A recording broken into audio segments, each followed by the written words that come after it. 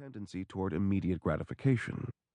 By the time it was formally established in 1884, there were 25 buildings on the site, most of them housing businesses whose owners, sensing the ample opportunity that came with living near the railroad, had simply picked up their homes and office buildings and relocated to Modesto from nearby Paradise City or Tuolumne City. Modesto took its time to become a metropolis. It wouldn't hit 100,000 residents until the 1980s. But as the town grew, it took its civic pride seriously, and by the early 1900s was boasting of its residents' well-manicured lawns and colorful rose bushes, as well as its commitment to education and culture. In 1912, its proud residents erected an enormous arch to welcome visitors as they bounced down 9th Street in their automobiles, a new and exotic invention that no one was quite sure was going to catch on, and passed under the city's motto in blazing incandescent lights: water, wealth, contentment, health. It was a motto as straightforward as its residents. By the time George Lucas Sr. arrived in Modesto with his mother and sister in 1929, its population had grown to just slightly under 14,000, sprawled out across a well-organized series of flat grids typical of Western towns. As the United States began its slump into the Great Depression, George Sr. split his time between classes at Modesto High School and a job as an apprentice to a mechanic in a typewriter repair shop, already plying a trade at the age of 16.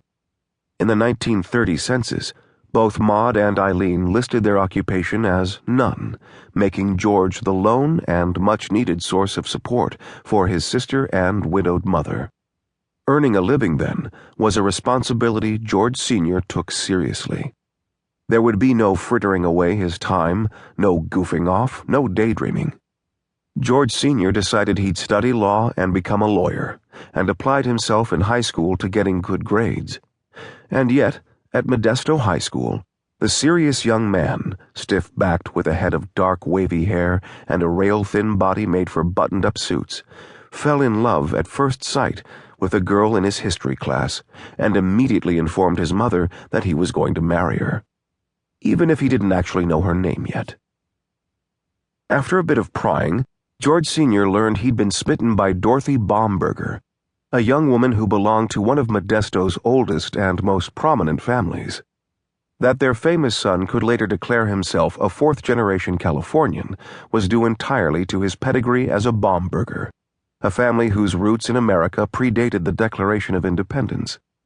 For generations, the Baumbergers had been quietly making the investments in real estate that would give their family both wealth and reputation.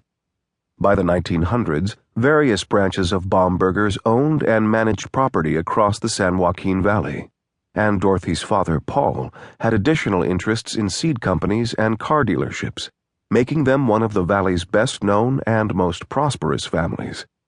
The comings and goings of Baumbergers would be a regular topic on the society pages of the Modesto Bee and News Herald. Dorothy was a dark-eyed and dark-haired beauty, wispy and somewhat fragile, but a good catch, and she and George Sr. were a good-looking, popular, and utterly devoted couple. In their senior year, they were co-starring in the class play, a 3-act comedy called Nothing But the Truth, and George would serve as class president with Dorothy as his vice president. After graduation, they briefly attended Modesto Business College together, where George joined the Delta Sigma fraternity while Dorothy continued to be active with the Phi Gamma Girls Club. Soon, George took a job with Lee Brothers, one of Modesto's newer but smaller stationery stores, serving customers out of a cramped shop on 10th Street. To his surprise, he found he actually liked the stationery business. It was pure dumb luck, he said later. I wasn't even sure what stationery meant. His plans for studying law were abandoned.